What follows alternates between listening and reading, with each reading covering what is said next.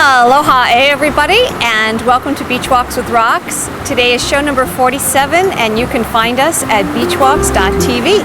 Hi Lex, don't shake.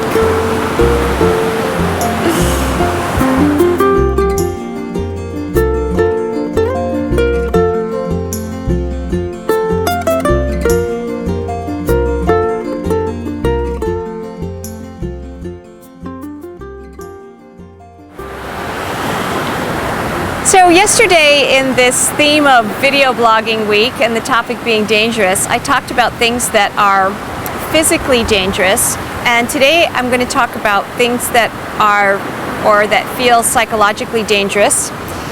And I think that you're going to have to wait a second, sweetheart. Things that are psychologically dangerous, you know, the big category, telling secrets, or disclosing things about oneself that we don't think we want other people to know. And it's one of these really interesting things that's being turned on its head in recent times, because, you know, history tells us that people really used to keep things very, very private to themselves, and you couldn't let anybody really know who you are, who you truly are, because then they could use that against you. But now, times are so much more liberating. I used to give these self-esteem workshops, and I learned this technique from Jack Canfield, and it's about disclosing about oneself. And the saying he would use to set it up with was, you know, what I don't want you to know about me is, and then you'd fill in the blank. And I'd say it's more what my number 2 doesn't want you to know about me is, and then fill in the blank. But I did this once at a very, very large workshop, and it was amazing because there were about half a dozen people, groups of people, pairs of people who had partnered up to disclose something about themselves to a stranger that had the experience of the stranger owning that same little piece of shame. Meaning, let's say I randomly got assigned to a partner, and I told that partner, well, what I don't want you to know about me is I pick my nose. And the other person would have the experience, oh my gosh, that's one of my biggest secrets too. How did you know? And I think the universe has this divine way of bringing people together to help us be more free. I think that's really what life is about right now, is how to be more free. I was listening to the Go Show podcast that I mentioned a couple of shows ago, because Dave Goodchild had called me on the conch shell and left a message and a chant. So I wanted to listen to his show, which is mostly about Buddhism. And what I really enjoyed listening to was when he opened up and disclosed about his personal life and the difficulties that he had gone through, and how the practice of Buddhism has in fact helped him. That's what I found really interesting.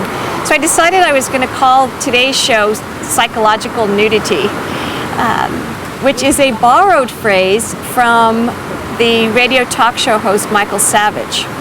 Now, I listen to him only rarely, but I really like that phrase, psychological nudity. I don't agree with most of what he has to say, and it occurred to me that that's another dangerous aspect of life, you know, to agree with your enemy. It means if you agree with your enemy, that means you risk losing all of your friends and all of the people whose side you are on.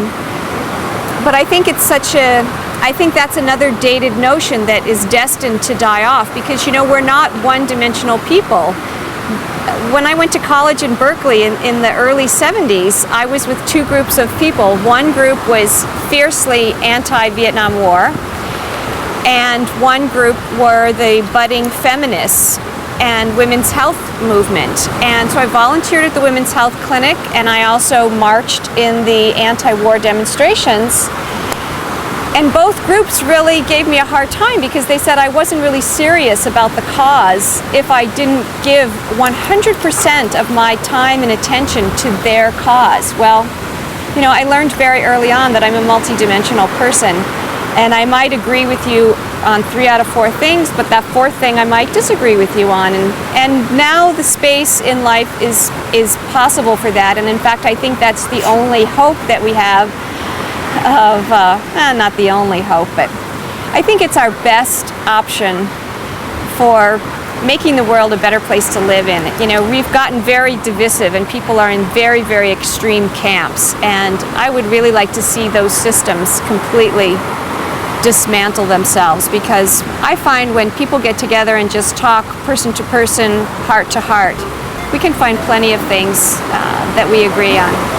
And perhaps in future shows, if there are things that you're interested in knowing about me, you can leave me a message on the conch shell at Roxanne Darling, or you can leave a voice comment via your phone at 949-544-1456 and let me know.